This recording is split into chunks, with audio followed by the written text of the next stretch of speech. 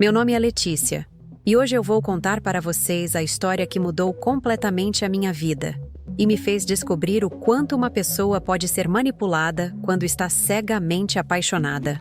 Vocês não têm ideia do que eu passei e do que eu descobri no dia que deveria ser o mais feliz da minha vida.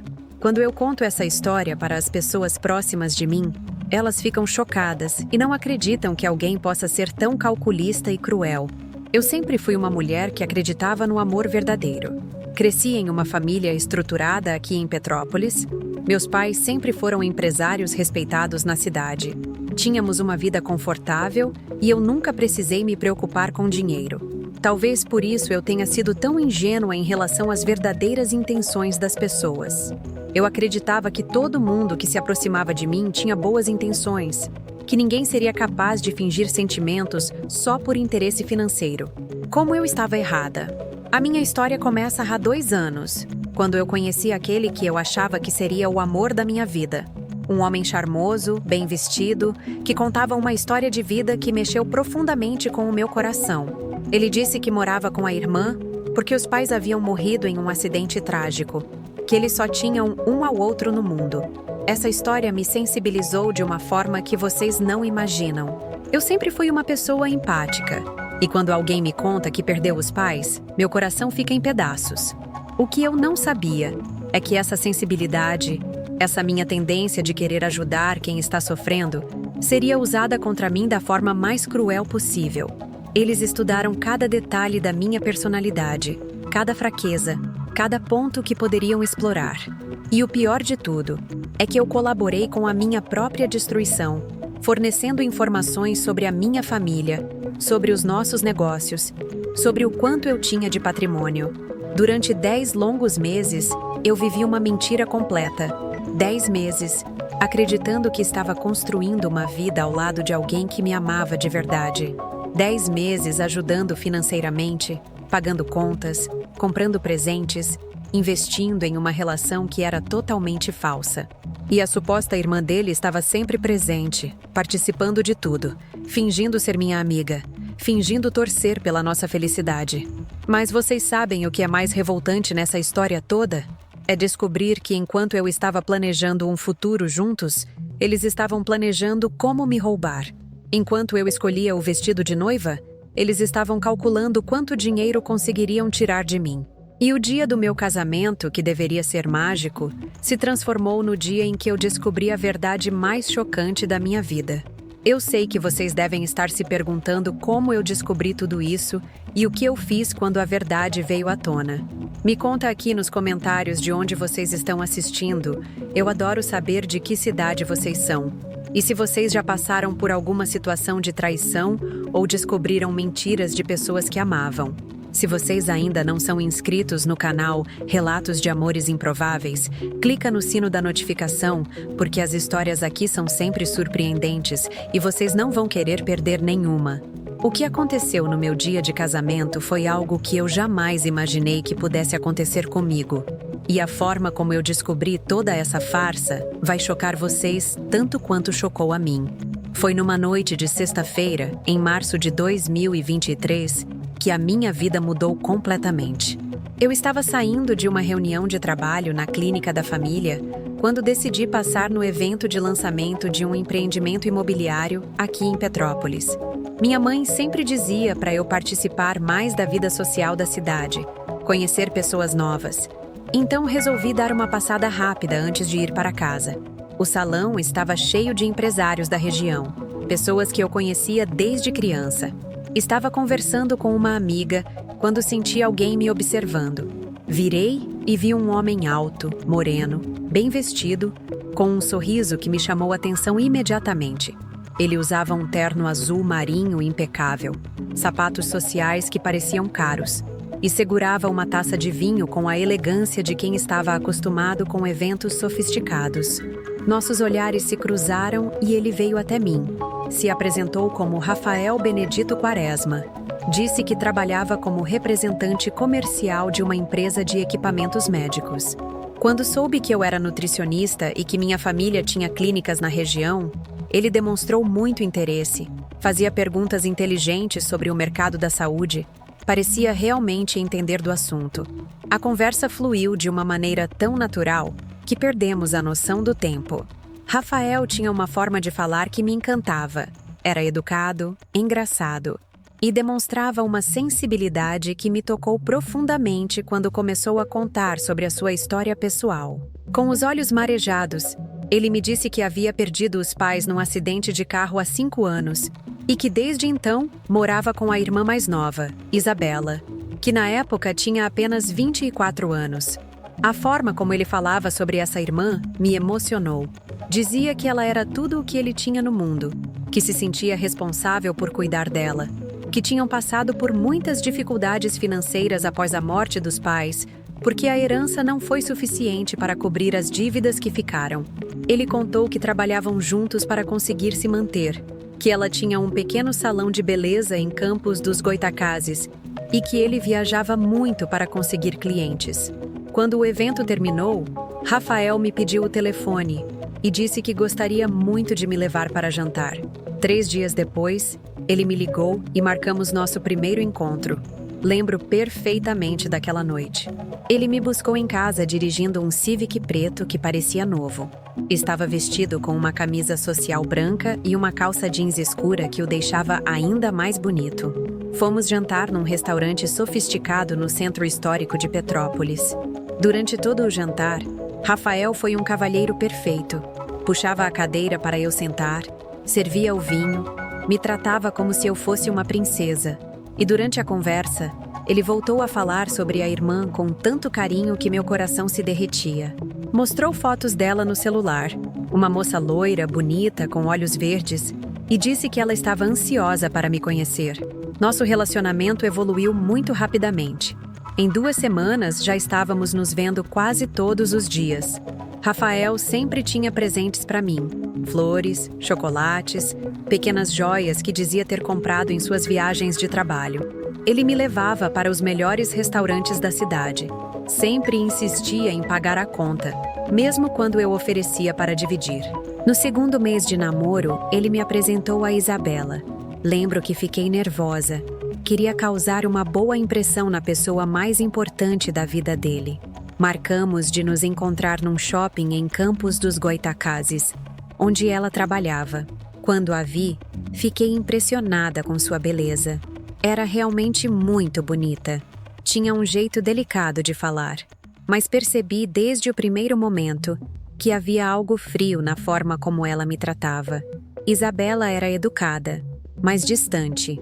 Respondia minhas perguntas de forma monossilábica. Não demonstrava interesse em me conhecer melhor, e eu sentia que ela me analisava de cima a baixo o tempo todo. Quando comentei isso com Rafael, ele disse que ela era assim mesmo, meio tímida com pessoas novas, que eu não deveria me preocupar porque ela precisava de tempo para confiar nas pessoas. Com o passar dos meses, comecei a perceber que eles realmente passavam por dificuldades financeiras.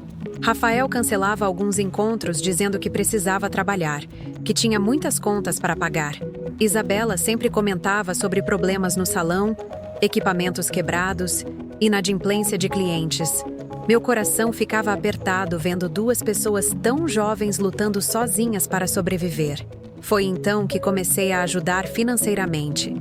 Primeiro foram pequenos valores, R$ 200 aqui, 300 ali, sempre com a desculpa de ajudar com alguma conta urgente. Depois os valores foram aumentando. Ajudei com o aluguel do salão da Isabela, com o conserto do carro do Rafael, com despesas médicas quando ela disse que precisava de exames. Nunca pedi comprovantes, nunca questionei. Eu confiava cegamente nele e, por extensão, nela também. O pedido de casamento veio no 8º mês de namoro. Rafael organizou tudo de forma romântica, num restaurante na montanha com vista para toda a cidade de Petrópolis. Quando ele se ajoelhou e abriu a caixinha com o anel, eu nem consegui falar de tanta emoção. Era um solitário lindo, e ele disse que havia economizado durante meses para comprá-lo, que queria me dar algo especial porque eu merecia. Começamos imediatamente a organizar o casamento. Rafael dizia que não via a hora de oficializar nossa união, que queria constituir uma família comigo o quanto antes. Escolhemos a data para 2 meses depois no sítio Recanto das Flores. Um local lindo que eu sempre sonhei para meu casamento. Como eu imaginava que eles não tinham condições de ajudar financeiramente, assumi praticamente todos os custos da cerimônia. Isabela participava de tudo como se fosse realmente minha cunhada. Vinha comigo escolher decoração, experimentar doces, definir detalhes da festa. Mas eu continuava sentindo aquela frieza dela, como se ela estivesse fazendo aquilo por obrigação, não por carinho genuíno. Quando eu comprava alguma coisa cara para o casamento, via um brilho estranho nos olhos dela, como se ela estivesse calculando valores. O que eu não percebia na época é que cada informação que eu dava sobre minha família, sobre nossos negócios, sobre meu patrimônio, estava sendo cuidadosamente anotada e analisada por eles dois.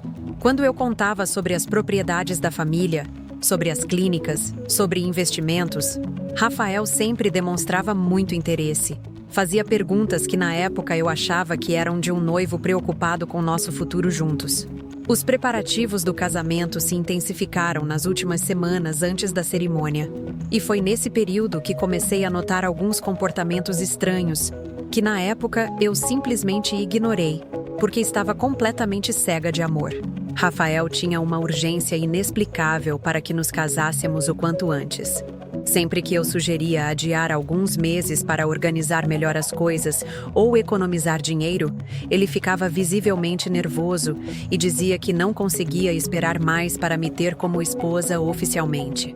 Uma das coisas que mais me chamou a atenção, mas que eu ignorei completamente, foi a insistência dele para que eu colocasse bens em nome dele antes mesmo do casamento. Rafael dizia que queria se sentir parte da família, que era importante para ele ter responsabilidades financeiras para provar que era um homem sério. Chegou a sugerir que eu transferisse uma das propriedades menores da família para o nome dele como prova de confiança. Minha mãe, Vera Lúcia, ficou furiosa quando soube dessa conversa e me alertou que aquilo não era normal. Mas eu defendi Rafael dizendo que ela não entendia nosso amor. Isabela também demonstrava um interesse excessivo nos detalhes financeiros do casamento. Sempre perguntava quanto eu estava gastando com cada fornecedor. Pedia para ver os contratos. Dizia que queria me ajudar a economizar. Na época, eu achava que ela estava sendo uma cunhada cuidadosa, preocupada em não me deixar gastar dinheiro desnecessariamente. Mas agora, olhando para trás, percebo que ela estava mapeando exatamente quanto patrimônio nossa família possuía.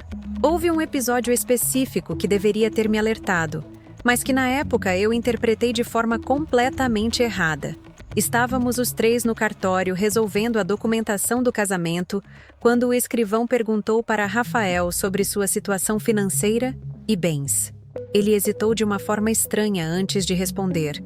Olhou rapidamente para Isabela como se estivesse pedindo aprovação, e então disse que tinha apenas uma conta corrente simples e alguns móveis. O que me chamou a atenção foi a troca de olhares entre eles naquele momento, como se compartilhassem algum segredo. Outra situação bizarra aconteceu durante a escolha das alianças. Quando chegamos à joalheria, Rafael pediu para ver as peças mais caras, experimentou várias opções, mas na hora de pagar, sempre surgia algum problema com o cartão de crédito. Eu acabava pagando tudo, e ele sempre prometia me reembolsar depois que recebesse uma comissão de vendas que estava esperando. Essa comissão nunca chegava, mas sempre havia uma nova promessa, uma nova explicação. Isabela tinha um comportamento ainda mais suspeito. Sempre que estávamos juntas e meu telefone tocava, ela demonstrava uma curiosidade exagerada sobre quem estava ligando. Quando eu atendia chamadas relacionadas aos negócios da família, percebia que ela prestava atenção em cada palavra, como se estivesse memorizando informações importantes. Certa vez, flagrei ela fotografando documentos que estavam em cima da mesa da minha casa. Mas quando questionei, ela disse que estava apenas tirando foto de uma receita que estava do lado. O mais estranho de tudo era a intimidade entre Rafael e Isabela. Eles tinham uma conexão que ia além de irmãos que passaram por uma tragédia juntos. Conheciam detalhes íntimos da vida um do outro que me pareciam excessivos.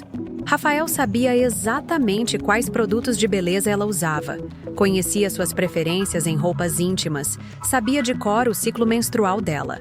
Quando eu comentava que achava estranho ele saber essas coisas, ele dizia que eles eram muito próximos porque só tinham um ao outro no mundo. Havia também a questão das fotos. Em todos os meses que namoramos, nunca vi uma única fotografia deles na infância ou adolescência. Quando perguntei sobre isso, Rafael disse que tinham perdido tudo no acidente que matou os pais, que as fotos estavam na casa que precisaram vender para pagar dívidas. Isabela confirmava a versão dele, sempre com uma expressão de tristeza que me fazia sentir culpada por insistir no assunto. Durante os últimos preparativos, comecei a notar que eles tinham conversas sussurradas que paravam abruptamente quando eu chegava perto. Várias vezes entrei na sala e os encontrei com expressões tensas, como se estivessem discutindo algo sério. Mas quando me viam, imediatamente mudavam o assunto para algo trivial como o cardápio do casamento ou a decoração das mesas. Rafael também começou a fazer perguntas cada vez mais específicas sobre minha rotina e a de minha família. Queria saber os horários que meu pai chegava no escritório, quando minha mãe saía de casa, quais funcionários tinham acesso às contas bancárias das empresas. Dizia que queria conhecer melhor a dinâmica familiar para se integrar após o casamento, mas as perguntas eram tão detalhadas que chegavam a ser invasivas. Uma semana antes do casamento, aconteceu algo que me deixou extremamente desconfortável. Encontrei Isabela mexendo nos documentos do meu escritório em casa. Ela disse que estava procurando a lista de convidados para conferir se não tinha esquecido ninguém. Mas os papéis que ela estava manuseando eram contratos das clínicas e extratos bancários. Quando confrontei sobre isso, ela ficou visivelmente nervosa e saiu de casa rapidamente, dizendo que tinha compromisso no salão. Naquela mesma semana, Rafael insistiu para que eu assinasse uma procuração, dando poderes para ele movimentar uma das contas da empresa após o casamento. Dizia que queria me ajudar com a administração dos negócios, que um marido deveria ter responsabilidades financeiras. Quando levei o documento para meu advogado analisar, ele ficou alarmado e disse que aquela procuração daria acesso total ao patrimônio familiar. Cancelei imediatamente, e Rafael ficou visivelmente irritado, embora tentasse disfarçar. Na véspera do casamento, durante o ensaio na igreja, presenciei uma cena que deveria ter me alertado definitivamente.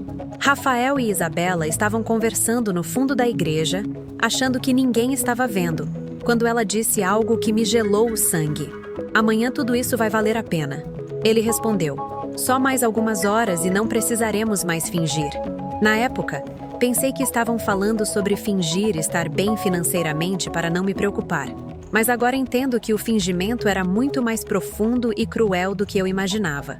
O dia do meu casamento amanheceu lindo, com um céu azul sem nuvens e uma brisa suave que balançava as flores do sítio Recanto das Flores. Eu acordei às 6 da manhã com uma mistura de nervosismo e felicidade que tomava conta do meu peito. Finalmente chegara o dia que eu tanto sonhei, o dia em que me tornaria esposa do homem que eu amava. Tinha dormido na casa da minha mãe na noite anterior, seguindo a tradição de que os noivos não deveriam se ver antes da cerimônia. Minha mãe, Vera Lúcia, entrou no quarto com café da manhã e um sorriso que tentava esconder a preocupação que ela sentia há meses. Ela nunca gostou do Rafael, sempre dizia que havia algo nele que não a convencia, mas naquele dia, ela fez questão de ficar ao meu lado e me apoiar. Enquanto tomávamos café juntas, ela segurou minha mão e disse, "Filha, eu só quero que você seja feliz. Se você tem certeza de que esse é o caminho certo, eu vou estar aqui para te apoiar sempre." Às 9 da manhã, chegaram as cabeleireiras e maquiadoras. O quarto virou um verdadeiro salão de beleza, com várias mulheres trabalhando para me deixar perfeita. Minhas madrinhas chegaram pouco depois, todas animadas e falando ao mesmo tempo sobre como o dia estava lindo e como eu estava radiante. Isabela também estava lá, afinal ela seria uma das minhas madrinhas, e eu tinha feito questão de incluí-la para demonstrar que a considerava uma irmã. Enquanto faziam meu cabelo, Isabela ficava me observando pelo espelho com uma expressão que eu não conseguia decifrar. Ela fazia elogios sobre como eu estava bonita, sobre como Rafael era sortudo, mas havia algo forçado na forma como ela falava. Suas palavras soavam mecânicas, como se ela estivesse seguindo um roteiro ensaiado. Na época, atribuí isso ao nervosismo dela. Afinal, era o casamento do irmão que ela tanto amava. Por volta das 11 da manhã, precisei ir ao banheiro para beber água e relaxar um pouco. A maquiagem estava quase pronta, e eu queria alguns minutos sozinha para absorver tudo o que estava acontecendo. O banheiro ficava no final do corredor da casa principal do sítio, um pouco afastado do quarto onde todas estavam se arrumando. Quando estava voltando, escutei vozes vindindo de um dos quartos vagos. Reconheci imediatamente a voz da Isabela. Ela estava falando ao telefone. Parei instintivamente para escutar. Não sei porquê, talvez tenha sido intuição feminina. O que ouvi naquele momento fez meu mundo desabar completamente. Isabela dizia ao telefone: "Relaxa, está tudo correndo conforme o planejado. Ela está completamente cega, não suspeita de nada. Depois que ela assinar os papéis hoje, vamos ter acesso a tudo o que precisamos. 10 meses de fingimento valeram a pena." Meu coração começou a bater tão forte que eu achei que ia desmaiar ali mesmo. Continuei escutando, com as pernas tremendo, enquanto ela prosseguia. "Essa patricinha rica vai descobrir que nem todo mundo que sorri para ela tem boas intenções. O Rafael está nervoso, mas eu disse para ele manter a calma. Em algumas horas vamos estar ricos e longe daqui. Ela nunca vai descobrir nosso passado. Quantas vezes já fizemos isso antes?" Antes que eu pudesse processar completamente o que estava ouvindo, ela continuou com detalhes que me deixaram ainda mais chocada. O advogado já confirmou que, com o casamento, ele vai ter direito à metade de tudo, incluindo as empresas. E com a procuração que ela quase assinou semana passada, teríamos acesso total. Não importa. O casamento já é suficiente para começarmos a movimentar o que precisamos. Nesse momento, senti minhas pernas falharem e me apoiei na parede para não cair. Tudo começou a fazer sentido de uma forma aterrorizante. Os 10 meses de relacionamento relâmpago, a insistência do Rafael para casar rapidamente, o interesse excessivo nos detalhes financeiros da minha família, a frieza da Isabela que eu sempre senti, mas tentei ignorar. Eles não eram irmãos órfãos lutando para sobreviver. Eram golpistas profissionais que tinham escolhido a mim como alvo. Isabela continuava falando, e cada palavra era como uma punhalada no meu peito. Ela bancou tudo: o anel, a festa, até nossas roupas. Imagina quando descobrir que o Rafael nem se chama Rafael de verdade. O nome dele nos documentos falsos é perfeito. Ninguém suspeita. E eu interpretei muito bem o papel da irmãzinha carente que perdeu os pais. Ela tem um coração mole demais. Foi fácil manipular. Foi nesse momento que entendi que tudo, absolutamente tudo, tinha sido uma mentira elaborada. O acidente dos pais, a história de serem irmãos órfãos, as dificuldades financeiras, o amor que Rafael dizia sentir por mim, tudo era parte de um plano cuidadosamente arquitetado para me roubar. Eles tinham estudado minha personalidade, sabiam que eu era empática e generosa, e usaram isso contra mim da forma mais cruel possível. Isabela baixou a voz, mas eu ainda conseguia escutar. "Depois que sairmos daqui com o dinheiro, vamos para aquele lugar que combinamos. Ela vai demorar para descobrir onde aplicamos o golpe, e quando descobrir, já vamos estar longe. O Rafael já tem os contatos para falsificar novos documentos. Em 6 meses, estaremos em outro estado, com outras identidades, procurando a próxima vítima." Naquele momento, percebi que eu não era a primeira. Eles tinham feito isso antes, com outras mulheres, outras famílias. Eram criminosos experientes que tinham transformado golpes matrimoniais numa profissão. E eu, com toda a minha ingenuidade, tinha caído na armadilha como um peixe que morde a isca sem perceber o anzol. Minha primeira reação foi de desespero total. Queria correr, gritar, cancelar tudo e expulsar aqueles 2 da minha vida imediatamente. Mas então, algo dentro de mim mudou. Uma raiva fria tomou conta do meu peito. Uma determinação que eu nunca tinha sentido antes. Eles achavam que eu era apenas uma patricinha boba e rica, fácil de enganar. Pensavam que depois de descobrir a verdade, eu ficaria arrasada e não conseguiria reagir. Mas eles não conheciam realmente a Letícia Sampaio Mourão. Eu tinha sangue de empresários nas veias. Tinha sido criada para enfrentar adversidades e resolver problemas. Meu pai sempre me ensinou que quando alguém tenta nos prejudicar, não devemos apenas nos defender, devemos contra-atacar de forma inteligente e eficaz. Naquele momento, decidi que não ia apenas cancelar o casamento. Ia fazer com que eles pagassem por tudo que tinham feito comigo, e provavelmente com outras pessoas antes de mim. Respirei fundo, sequei as lágrimas que tinham escorrido sem eu perceber, e voltei para o quarto onde todas estavam me esperando. Quando entrei, todas sorriram e falaram como eu estava linda, como o vestido ficou perfeito. Isabela veio até mim com um sorriso que agora eu sabia ser completamente falso e disse: Letícia, você está um sonho. O Rafael vai ficar emocionado quando te ver. A hipocrisia daquelas palavras me deu náusea, mas mantive a compostura. Fingi que estava tudo normal. Terminei de me arrumar, coloquei o vestido que tinha custado uma fortuna, o véu que pertenceu à minha avó, e me preparei para ir até o altar. Mas agora, eu não ia lá para me casar com o amor da minha vida. Ia lá para executar minha própria versão de justiça contra 2 criminosos que pensaram que tinham escolhido a vítima perfeita. Eles não faziam ideia do que estava por vir. Depois de descobrir toda a verdade, precisei de alguns minutos para organizar meus pensamentos e elaborar um plano. Não podia simplesmente cancelar o casamento e deixar que eles fugissem para aplicar o mesmo golpe em outras pessoas. Eles precisavam pagar pelo que estavam fazendo, e eu tinha todas as condições para garantir que isso acontecesse. Enquanto terminavam os últimos retoques na minha maquiagem, enviei algumas mensagens discretas que seriam fundamentais para o que eu estava planejando. A primeira mensagem foi para o meu advogado, Dr. Carlos Mendonça, que era amigo da família há anos. Escrevi: Carlos, preciso que você venha urgentemente ao sítio Recanto das Flores. Traga toda a documentação que tem sobre investigação de antecedentes. É uma emergência que pode envolver crime. Venha discretamente. Não avise ninguém. Sabia que ele entenderia a gravidade da situação e viria imediatamente. A segunda mensagem foi para um investigador particular que meu pai já havia contratado outras vezes para questões empresariais.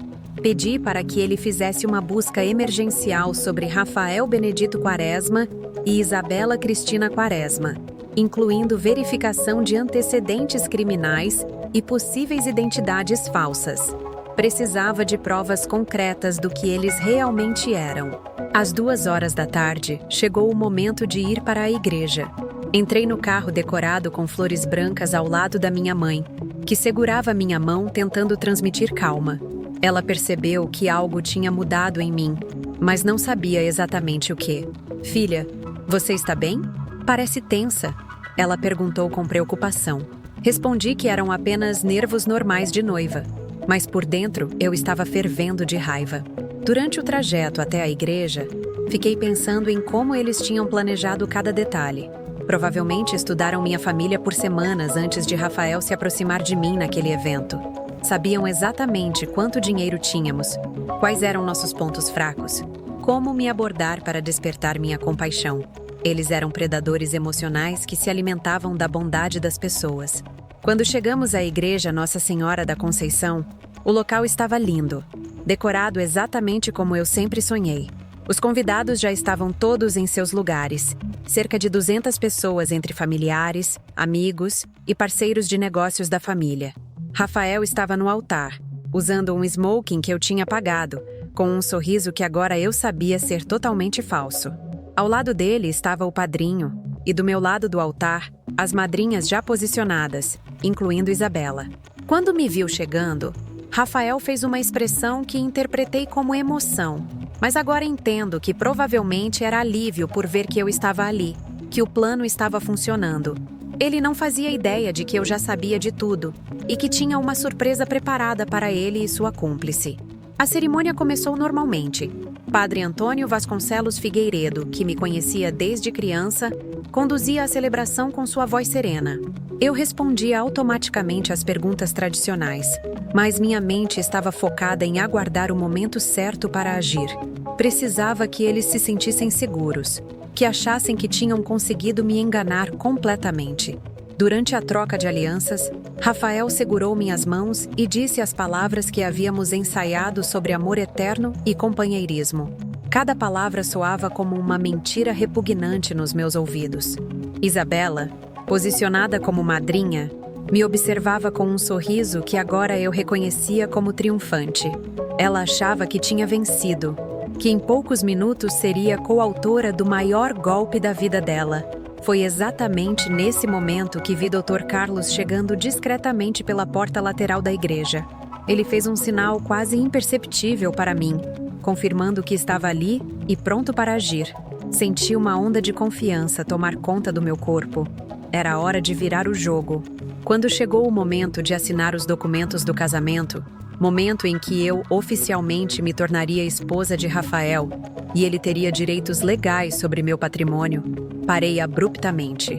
O silêncio que se fez na igreja foi total. Todos os convidados me olhavam com expectativa, sem entender por que eu tinha hesitado.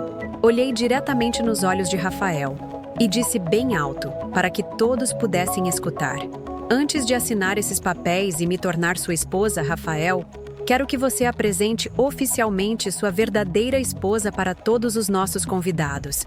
Isabela, venha aqui ao meu lado." O rosto de Rafael ficou branco como papel. Isabela tentou disfarçar, mas vi suas mãos tremendo. Ela veio até onde eu estava, tentando manter a compostura, e disse: "Letícia, o que você está dizendo? Eu sou irmã do Rafael. Você sabe disso." Foi então que fiz o sinal para Dr. Carlos, que se aproximou do altar carregando uma pasta cheia de documentos. Com a voz firme e clara, para que todos os 200 convidados pudessem escutar perfeitamente, comecei a expor toda a verdade. Senhoras e senhores, quero compartilhar com vocês uma descoberta que fiz hoje sobre as pessoas que escolhi para dividir este momento especial. Peguei os primeiros documentos da pasta do Dr. Carlos e continuei. Rafael Benedito Quaresma e Isabela Cristina Quaresma não são irmãos. São marido e mulher há 10 anos, conforme esta certidão de casamento que meu advogado conseguiu. Eles têm um filho de 8 anos chamado João Pedro, que está sendo cuidado pela avó paterna, enquanto eles estão aqui aplicando um golpe matrimonial em mim. O murmúrio na igreja foi instantâneo. Os convidados começaram a falar entre si, chocados com a revelação. Rafael tentou interromper, mas levantei a mão e continuei. Além disso, eles são golpistas profissionais. Aqui tem o registro de pelo menos 3 casos anteriores em que aplicaram o mesmo golpe em mulheres de outras cidades. A história dos pais mortos em acidente é falsa. Os pais deles estão vivos e moram em Cabo Frio. Nesse momento, Rafael tentou se aproximar de mim, provavelmente para tentar me calar. Mas Dr. Carlos e alguns homens da família se posicionaram entre nós. Isabela estava em pânico total, olhando para as saídas da igreja como se estivesse calculando uma fuga. Continuei minha exposição.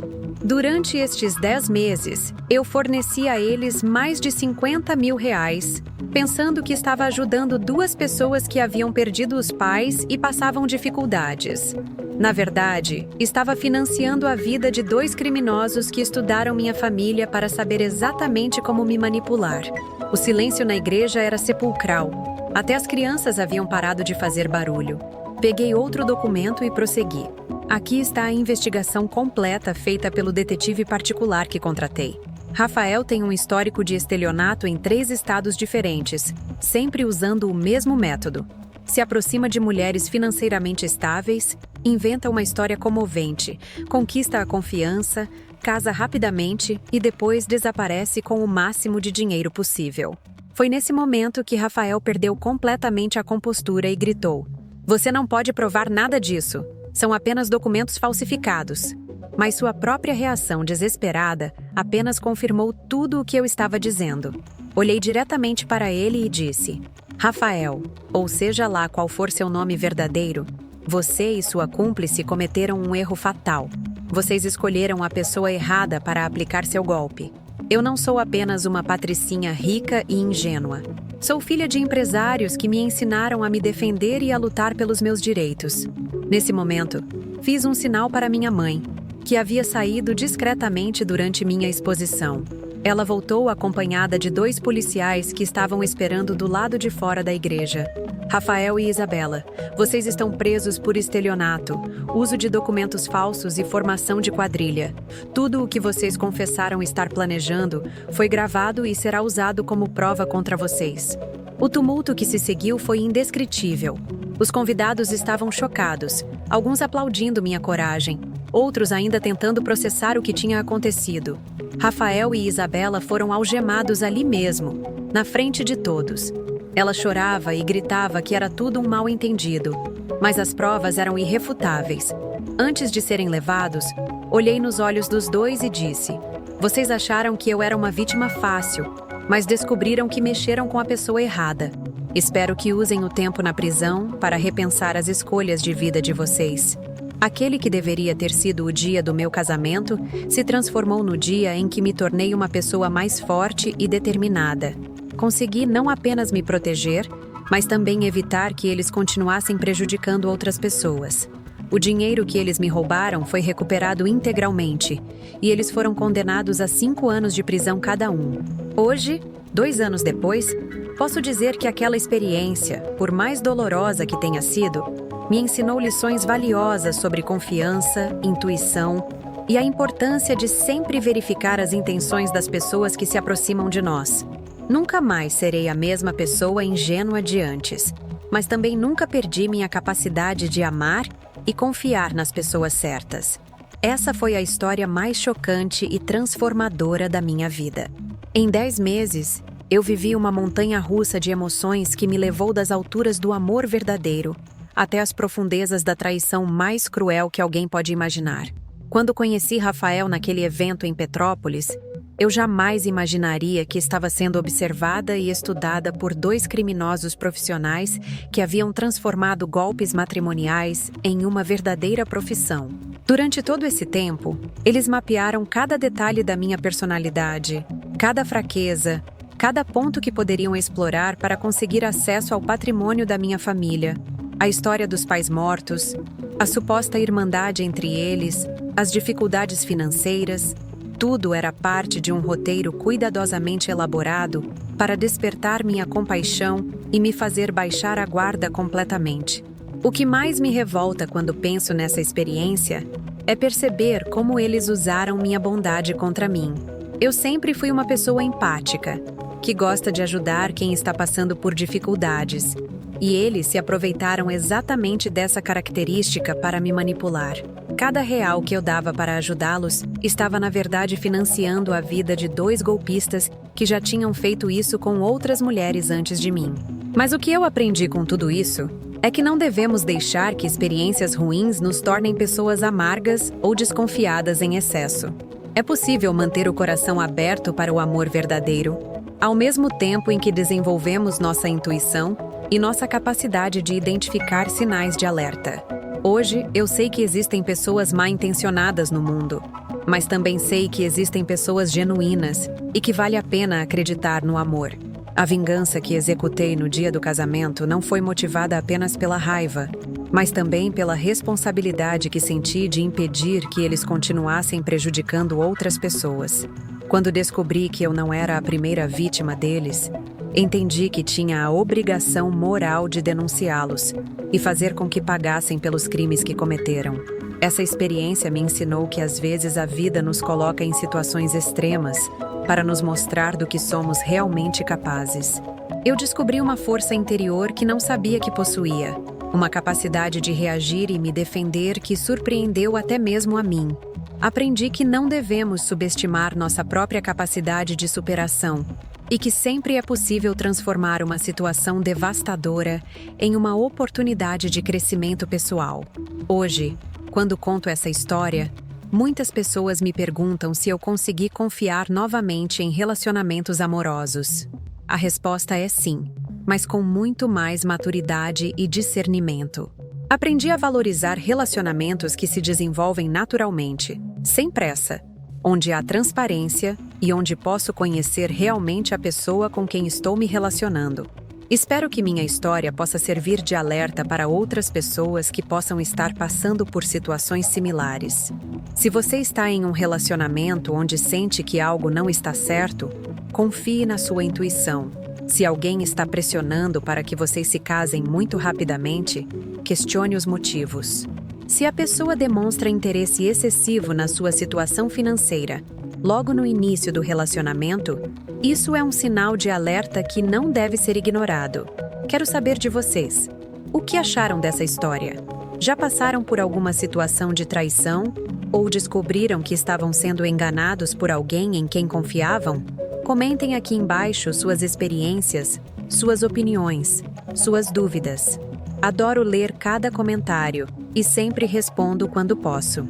Vocês não têm ideia de como é gratificante saber que minha história pode ajudar outras pessoas a se protegerem ou a superarem traumas similares. Se você chegou até aqui, isso significa que você realmente se interessou pela minha história, e isso me deixa muito feliz. Deixa seu like no vídeo para mostrar que gostou do conteúdo. Isso ajuda muito o algoritmo do YouTube a mostrar nossos vídeos para mais pessoas que podem se beneficiar dessas histórias. Se inscreve no canal Relatos de Amores Improváveis e ativa o sininho das notificações para não perder nenhum dos nossos vídeos. Aqui no canal, vocês vão encontrar muitas outras histórias reais de relacionamentos, algumas românticas, outras dramáticas como a minha, mas todas com lições importantes sobre amor, relacionamentos e vida. Dá uma olhada nos outros vídeos que já publicamos. Tenho certeza de que vão se identificar com várias das histórias que compartilhamos. E se vocês quiserem ajudar nosso canal a crescer e continuar trazendo conteúdo de qualidade todos os dias, podem contribuir através do Valeu Demais. Essa é uma forma de doação que nos ajuda muito com os custos de produção, edição, equipamentos e tudo mais que é necessário para manter o canal funcionando. Qualquer valor faz diferença e nos permite continuar trazendo essas histórias emocionantes para vocês diariamente. Produzir esse vídeo deu muito trabalho, desde relembrar todos os detalhes dolorosos dessa experiência, até organizar tudo de forma que ficasse interessante e útil para vocês. Por isso, peço por favor que comentem, que curtam, que compartilhem com pessoas que vocês acham que podem se interessar por esse tipo de conteúdo. O apoio de vocês é fundamental para que possamos continuar este trabalho. Muito obrigada por terem acompanhado minha história até o final. Nos vemos no próximo vídeo do Relatos de Amores Improváveis. E lembrem-se sempre, nem todo amor é o que parece ser. Mas isso não significa que devemos parar de acreditar no amor verdadeiro.